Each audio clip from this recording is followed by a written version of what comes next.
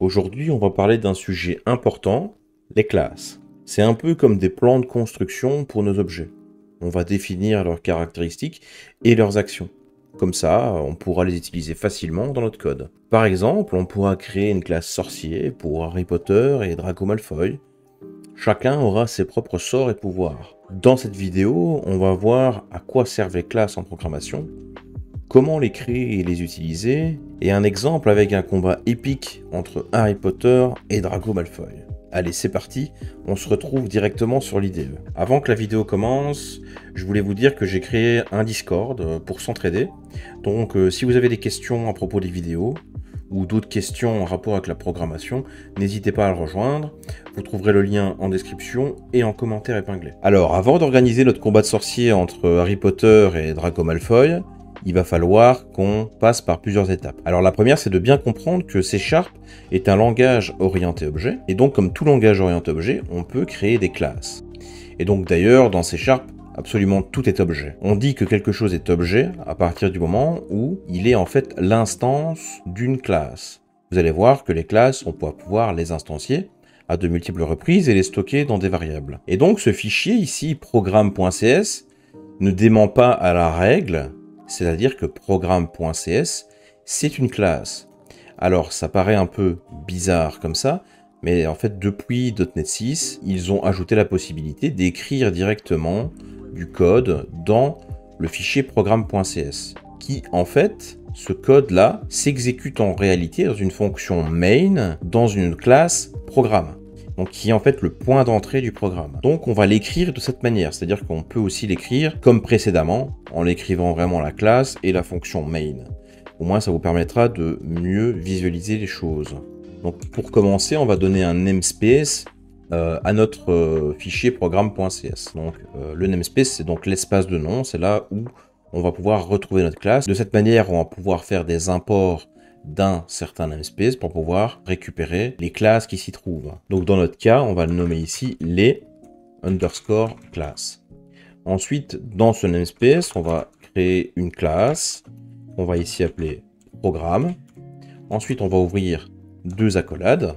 Donc ici, le mot-clé public va nous permettre de définir une portée à notre classe, c'est-à-dire que là, elle est publique, donc elle va pouvoir être utilisée dans tout le programme sans aucun problème. Ensuite, il y a une fonction statique, j'y reviendrai plus tard sur ce que c'est le mot-clé statique, n'y faites pas attention tout de suite. Ensuite, void, qui est en fait le type de retour qui ne retourne rien, comme on l'avait déjà vu dans la partie sur les fonctions. Et ensuite, le nom de la fonction, qui ici devra s'appeler main. Ensuite, on peut ouvrir deux accolades, et là on peut voir que mon IDE, il capte directement qu'on peut run le programme à partir d'ici. Et donc, je vais mettre ici un console.writeLine, en mettant donc Hello World. Et donc si je lance mon petit programme, on peut voir qu'ici on a bien Hello World. Donc on a exactement le même comportement que tout à l'heure, sauf que là, on a donc déclaré la classe programme avec la fonction main qui est ici l'entrée du programme. Donc la première étape que nous on va devoir faire, c'est créer une classe qu'on va nommer sorcier. Donc pareil, on met ici l'accessibilité, public, classe, sorcier. Ensuite, on met deux accolades. À l'intérieur de cette classe sorcier, on va pouvoir y ajouter des comportements, à savoir des méthodes, des fonctions. On va pouvoir y ajouter des propriétés et des membres de classe. Dans un premier temps, nous, on va ici ajouter un nom à notre sorcier. Donc pour ça, rien de plus simple, on va ici mettre l'accessibilité, toujours qui est public.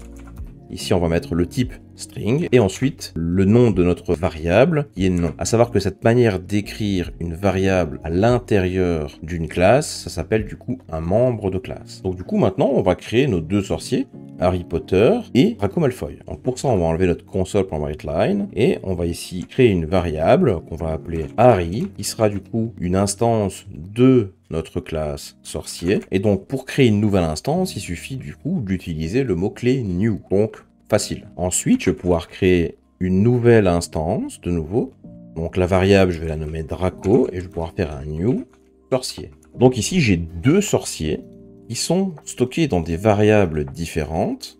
Et donc, ça veut dire que tout ce qui se passera au sein de Harry et de Draco se passeront donc uniquement dans cette instance-là. Donc on peut dire que ça sera encapsulé dans notre instance Harry et Draco. Donc concrètement, si je viens donner ici un nom à ma variable Harry, en faisant Harry.nom est égal chaîne de caractères Harry Potter, et donc si je fais la même chose pour Draco, sinon je fais un nom égal Draco Malfoy, et donc si maintenant je fais un console.writeLine de Harry.nom et un console.writeLine de Draco.nom et qu'on lance le petit programme, on aura bien ici Harry Potter et Draco Malfoy. Donc on peut avoir plusieurs sorciers qui vivent en parallèle et on peut leur faire des actions qui sont propres à eux-mêmes. Et donc c'est l'un des intérêts de l'orienté objet, c'est d'avoir du coup de l'encapsulation, à savoir du coup pouvoir manipuler des données au sein de son instance. Pareil, on va pouvoir encapsuler de la logique à l'intérieur de notre classe sorcier. Alors pour le moment, nous on a juste ajouté un nom, mais pour qu'il puisse combattre, il va falloir plus d'éléments. Dans un premier temps, on va demander à la création des sorciers, c'est quoi leur sort favori. Donc ici, je vais ajouter sort favori.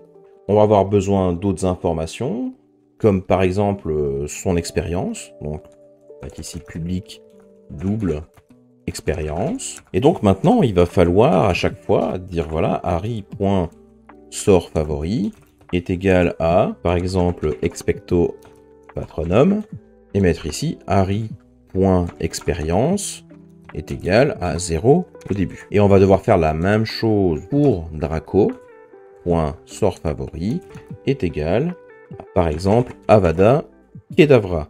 Et ensuite, pareil, lui donner une expérience par défaut qui sera de 0. Et donc, on peut ajouter autant de membres de classe que l'on souhaite sans aucun problème. Le souci qui se pose ici, vous l'avez sans doute remarqué, c'est que l'appelant ici, donc qui est le point d'entrée main, qui vient instancier Harry, et donc qui est une nouvelle instance de sorcier, qu'on lui laisse ici la responsabilité de lui donner les valeurs qui sont Harry Potter, expecto patronum, et ici l'expérience de 0. Ce que je vous ai dit tout à l'heure, c'est que l'un des grands avantages de créer des classes, c'est d'avoir une encapsulation de la logique à l'intérieur de la classe. Dans ce cas-ci, on ne l'a pas, c'est-à-dire que on laisse la logique d'assignation de nom, sort, favori et expérience à main. Et donc ça pose un problème parce qu'on doit répéter les mêmes informations, pour commencer. C'est-à-dire que lorsqu'on répète, on a déjà plus de chances de se tromper. Et puis voilà, on fait du travail pour rien. Avoir quelque chose qui nous permettrait d'assigner ces valeurs dans notre classe sorcier, et une fois que ça a été écrit, et bien du coup que ça puisse s'exécuter à chaque fois que l'on crée un nouveau sorcier. Comme ça, on n'a plus à se soucier de ces assignations au moment de l'appel. Et bien du coup, il y a quelque chose qui nous permet de faire ça, et donc ça s'appelle les constructeurs. Donc un constructeur, c'est quoi? En fait, c'est une fonction qui va s'exécuter en tout premier lieu au moment de l'instanciation d'une classe. Et donc comment ça s'écrit?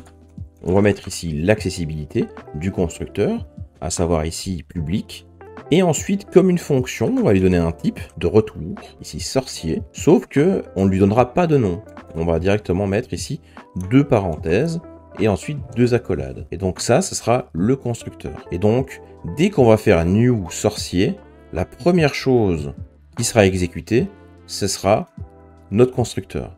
Donc ici, si je mets un point d'arrêt ici et un point d'arrêt ici, et que je lance mon programme, donc du coup, main essaye de créer une nouvelle instance de la classe sorcier, et boum, on tombe directement dans le constructeur. Et ici, on va pouvoir faire des choses, ajouter de la logique, qui nous permettra d'assigner des valeurs à chaque fois que l'on créera un sorcier. Alors, ce qui est ultra intéressant, c'est que dans un constructeur, on peut ici lui ajouter des paramètres comme une fonction, et donc ça va obliger l'appelant à fournir des informations dans le constructeur, ce qui nous permettra en fait de pouvoir passer quand même Harry Potter et expecto patronum, mais sans se soucier de ce qu'il va en faire. C'est-à-dire que au moment où on va l'appeler ici dans main, l'appelant s'en fout en fait de savoir ce qui va se passer à l'intérieur du constructeur.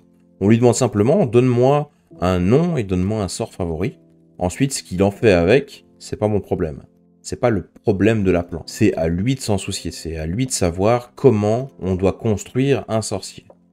Et donc, dans notre cas, on va avoir besoin ici d'un nom et d'un sort favori. Alors ici, premier petit problème qu'on a, c'est que nom et sort favori, ils ont le même nom ici que sort, favori et nom. Alors à savoir que quand on écrit des membres d'une classe, la convention de nommage, c'est de mettre ici un underscore et un underscore. De cette manière, on n'a plus le problème, on va pouvoir ici faire nom égale nom. De mettre ici sort favori égale sort favori. Maintenant, si on redescend dans notre classe programme, on voit que ici, sorcier ici est souligné en rouge, pareil pour ici. On nous dit ici que le constructeur de sorcier demande 2 paramètres, mais sauf que nous, on en a passé 0. Donc du coup, on va passer ici Harry Potter et ensuite expecto patronum. Donc ici, mon IDE, il affiche nom 2 points, sort favori 2 points, c'est pour aider la lisibilité, mais si on laisse notre souris sur sorcier, on voit que le premier paramètre demandé, c'est le nom, et sort favori, ce qui est ici l'ordre dans lequel je les ai ajoutés. Donc je vais pouvoir supprimer ces 3 lignes ici, et donc je crée maintenant un nouveau sorcier, où on me demande en fait son nom et son fort favori. Donc vraiment, il faut le comprendre comme étant, pour construire ton sorcier, moi j'ai besoin d'avoir un nom et avoir un sort favori. Et donc je peux faire la même chose ici avec Draco Malfoy, et son sort Avada Kedavra. Alors ensuite, il nous restait l'expérience. Et l'expérience, comme à chaque fois on la mettait à 0, et bien du coup on va pouvoir ici, dans le constructeur, la définir à 0. Et donc maintenant, je vais pouvoir afficher Harry.nom et Draco.nom. Donc on voit qu'on a déjà drastiquement diminué le nombre de lignes au niveau de l'appelant. On ne répète plus ces informations-là. Cette logique d'assignation n'est plus répétée nulle part. Elle est encapsulée dans notre classe sorcier. Et donc ici, concrètement, si je lance maintenant mon petit programme, je vais avoir exactement la même chose, mais en beaucoup plus propre. Donc j'ai Harry Potter, Draco Malfoy. Donc là, c'est super, on arrive bien à créer nos 2 sorciers, à leur donner un nom et un sort favori. Mais on a un gros problème, c'est que notre appelant ici, il peut toujours faire ce qu'il veut avec nom, sort favori et expérience. Étant donné que nos sorciers, pour être créés, ils ont besoin d'un nom et d'un sort favori, a priori, il n'est pas censé changer, et en tout cas, s'il devrait changer, ce ne serait pas de la responsabilité de ma classe programme de dire comment je dois changer mon nom. Mais de toute façon, dans notre cas, une fois que l'on crée un sorcier, je ne veux pas que son nom puisse changer, ni son sort favori. Donc comment faire pour que ma classe programme et ma fonction main ne puissent pas faire Harry.nom égale Hermione. Qu'est-ce qui peut m'empêcher de faire ça? Actuellement, rien. Alors je vais vous montrer. Première chose qui viendrait à l'esprit. Tout à l'heure, je vous expliquais que ce mot-clé permet une accessibilité. À savoir qu'ici, on dit que c'est public. Donc, tout le monde peut y accéder. Donc, si je change ce mot-clé et que je mets private, donc ça veut dire que maintenant, nom, ici, n'est accessible seulement que par la classe sorcier. Personne d'autre ne peut utiliser ce membre puisque je l'ai mis en private. Donc, c'est ce qu'il me dit ici, mon IDE. Il me dit, au final, je ne peux pas accéder à un champ privé. Donc, c'est parfait. Le programme ne peut plus modifier le nom de Harry. Maintenant, du coup, on a un autre problème, c'est que, le nom ne peut plus non plus être utilisé pour récupérer la valeur. C'est-à-dire qu'ici, on a la même erreur, on ne peut pas accéder à un champ privé. Alors, comment on pourrait faire pour que notre nom soit accessible en lecture, mais inaccessible en écriture depuis l'extérieur? Alors, pour ça, on a quelque chose qui s'appelle les propriétés, ce qui va nous permettre de dissocier la lecture de la donnée et l'écriture de la donnée. Alors, comment on écrit une propriété? Alors, pour commencer, la convention de nommage, ça doit commencer par une majuscule. Et ensuite, on peut y ajouter 2 accolades, juste après le nom, et mettre ici donc un get et set. Enlever ici le dernier point virgule. Et voilà, donc du coup, on met ici l'accessibilité, le type, le nom, suivi de 2 accolades, avec à l'intérieur get, point virgule, set, point virgule. Alors, ici maintenant, la propriété en elle-même, je la mets publique. Donc maintenant, je vais changer pour mettre nom en majuscule ici. Je vais essayer de mettre nom pour changer le nom de Harry. à ce niveau-là. Pareil, je renomme le nom et je renomme aussi ici le nom. Alors actuellement, on peut maintenant toujours changer le nom de Harry en Hermione. Il n'y a pas de problème. Donc ça, pour nous, c'est problématique. On peut par contre consulter la donnée. Mais on voit qu'ici, on a get et set. Et donc, on peut manipuler ces deux éléments. Par exemple, si ici, je mets private set, ça voudra dire que je peux lire la donnée, mais je ne pourrai modifier sa valeur qu'à l'intérieur de ma classe sorcier. Ce qui est exactement ce que l'on voulait. Et donc ici, Harry.nom égale Hermione ne fonctionne plus. Donc ça, je peux donc le supprimer. Mais on peut toujours consulter sa valeur. Alors, vous voyez que mon IDE, ici, me dit que je pourrais le mettre en get only. C'est-à-dire que je ne suis pas obligé de définir deux éléments. Je peux aussi définir qu'un seul élément, à savoir ici get. Puisqu'au final, je ne le set que dans le constructeur, le nom. Et donc C# autorise à ce qu'on ne définisse qu'un getter, mais que le setter est autorisé tout de même à l'assigner, mais que dans le constructeur. C'est-à-dire que si maintenant je fais ici une autre petite fonction, public void, que je vais appeler test, à l'intérieur de ma classe sorcier, et que j'essaye de modifier le nom en mettant ici Hermione, eh bien ça ne fonctionnera pas, parce qu'on va me dire qu'ici, ma propriété nom ne possède pas de setter, ne possède pas de mot-clé set, et donc sa valeur ne pourra pas être changée en dehors du constructeur. Alors si vous voulez être plus précis, on peut ici aussi mettre à la place du setter init, ce qui nous permet ici de initialiser une donnée dans le constructeur.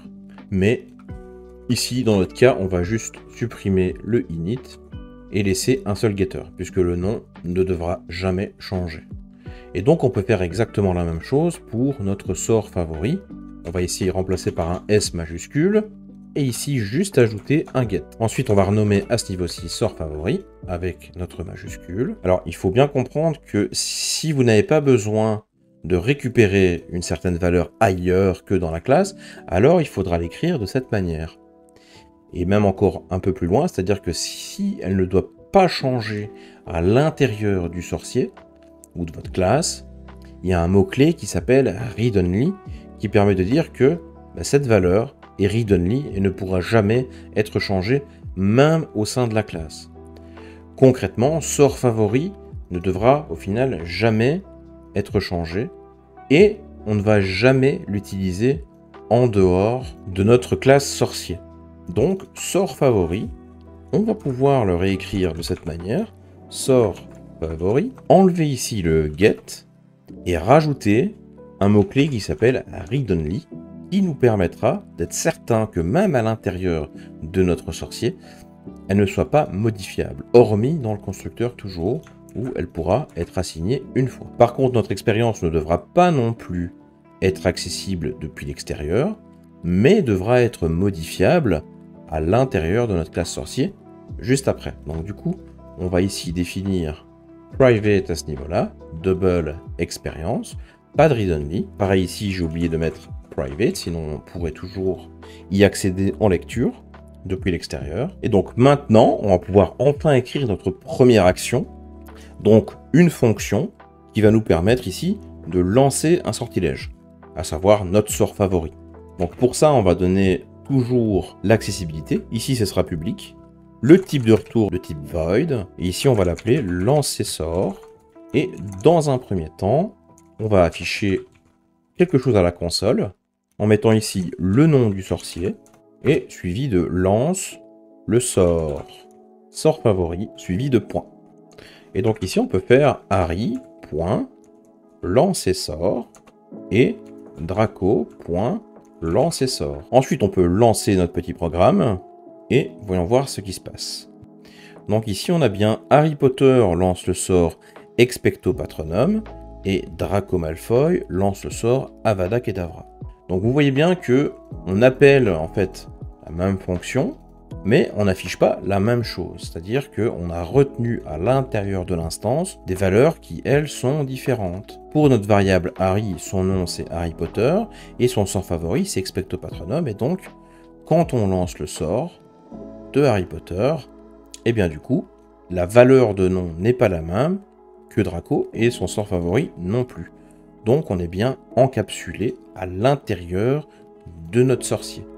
Ensuite, ce qu'on pourrait faire, puisque du coup, on a ici un nouveau type qui est sorcier, donc on a gagné un type en créant une classe.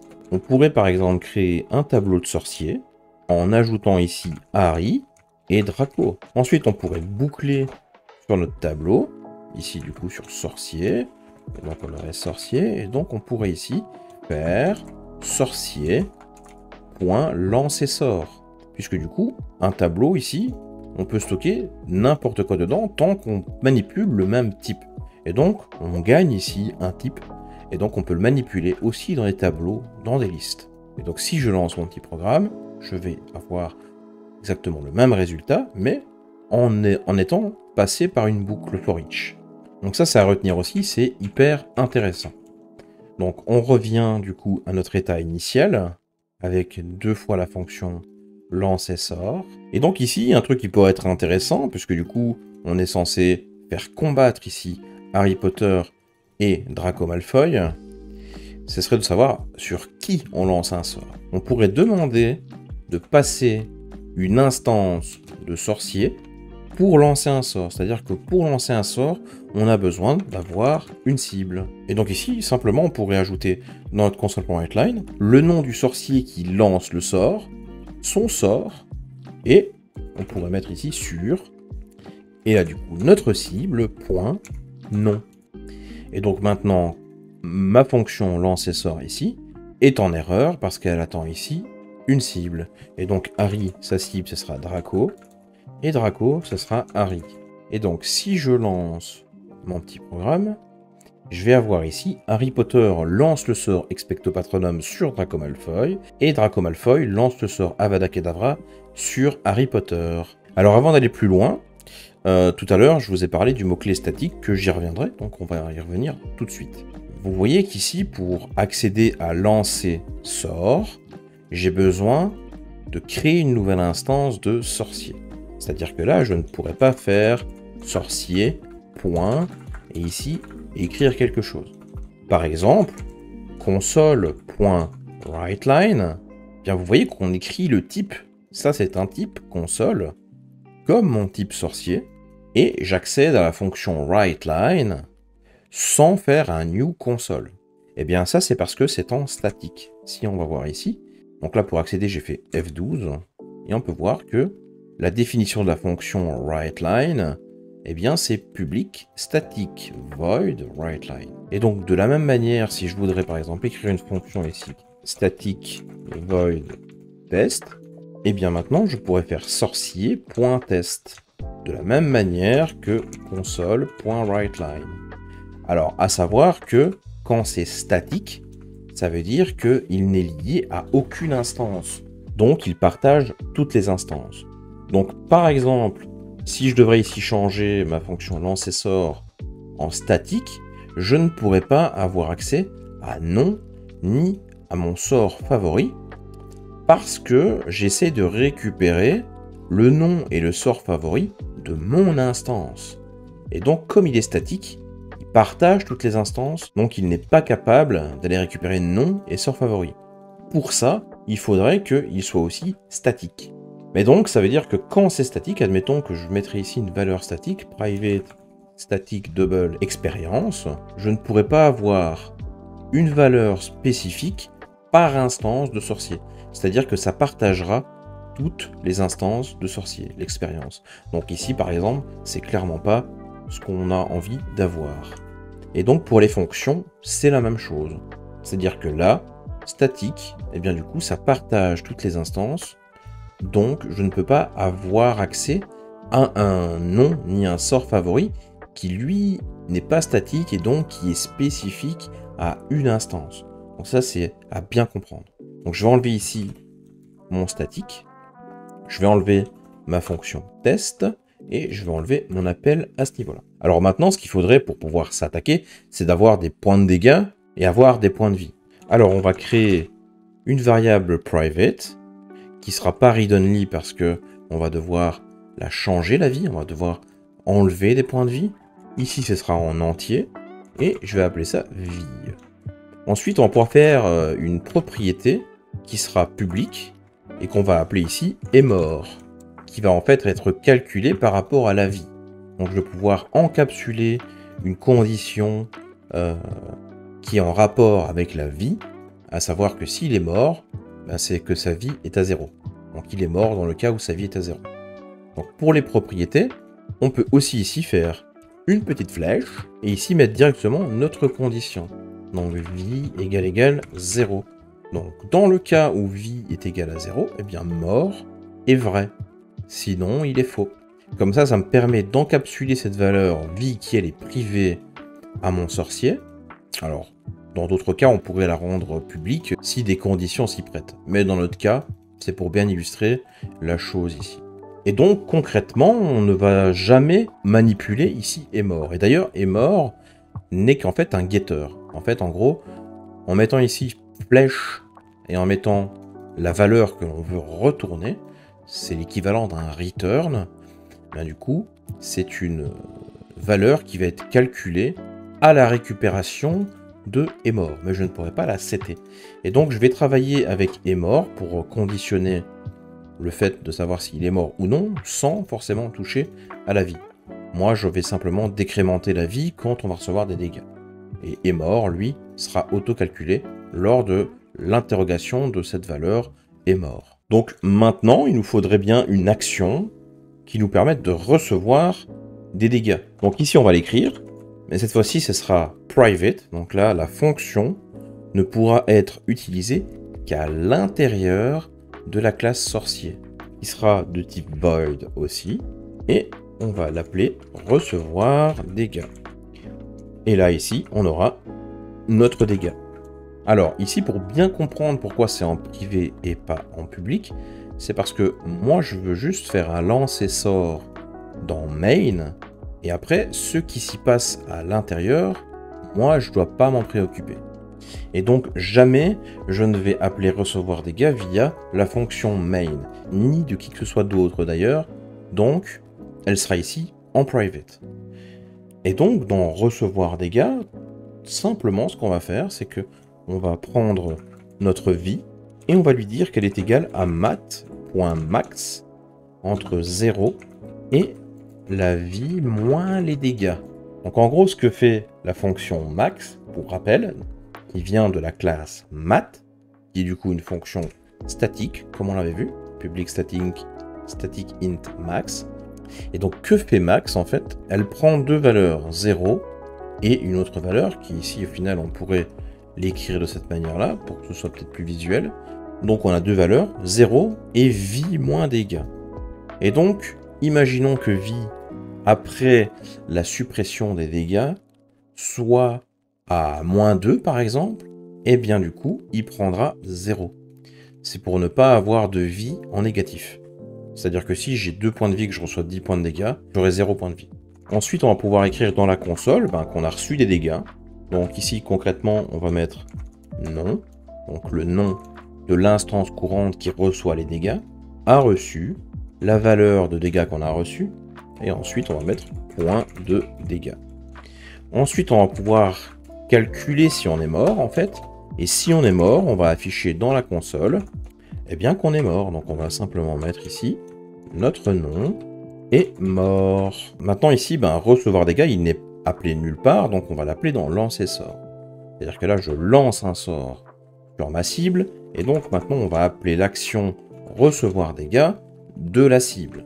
Et donc les dégâts, comment on va les calculer? Là, dans ce cas-ci, on va faire un random, c'est-à-dire qu'on va faire ici new random.next entre 1 et 25 points de dégâts.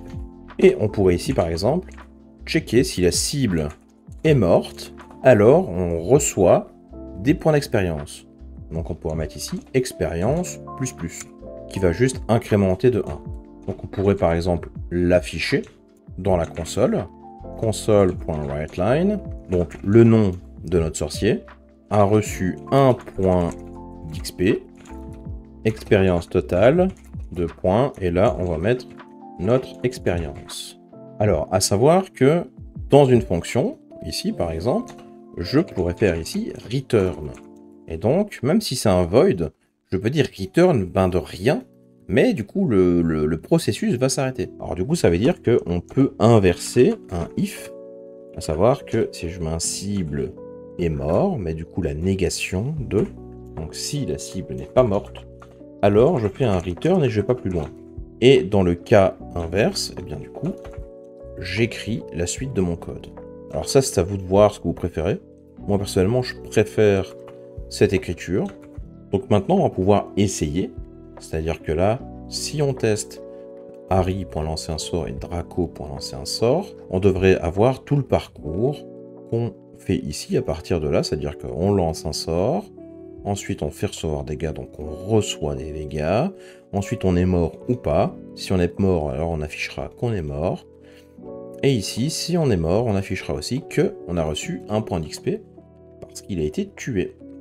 Donc lançons le petit programme. Alors du coup, on a Harry Potter lance le sort Expecto Patronum sur Draco Malfoy, donc première instruction.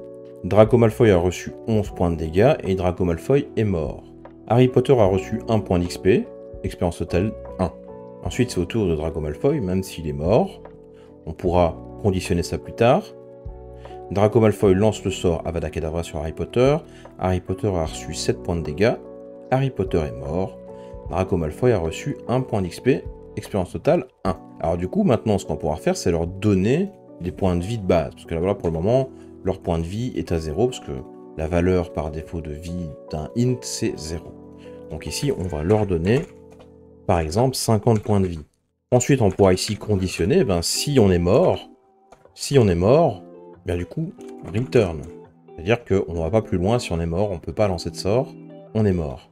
On pourrait aussi ajouter ou que la cible est déjà morte, on return. C'est-à-dire que si on est mort, on ne peut pas lancer de sort, et si la cible est déjà morte, bien du coup, on ne peut pas non plus lancer de sort.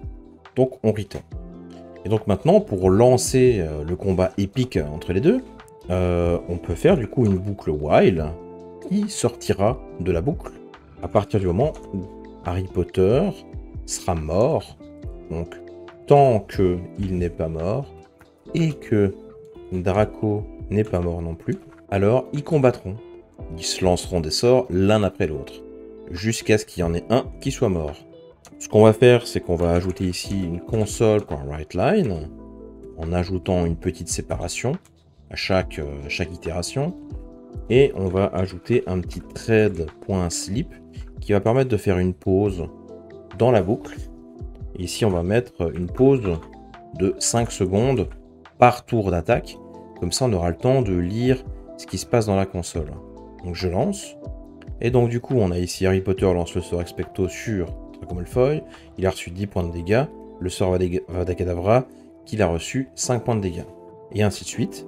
Et donc ici, c'est Draco Malfoy qui est mort, et Harry Potter a donc reçu 1 point d'XP, et il a une expérience totale de 1. Et bien voilà, c'est tout pour moi pour cette vidéo. J'espère qu'elle vous a plu, que vous avez bien aimé la petite démonstration. Donc n'hésitez pas à m'en faire part dans les commentaires ou sur le serveur Discord. N'hésitez pas non plus à liker et à partager, ça me ferait énormément plaisir. Et moi je vous dis à la prochaine pour la suite.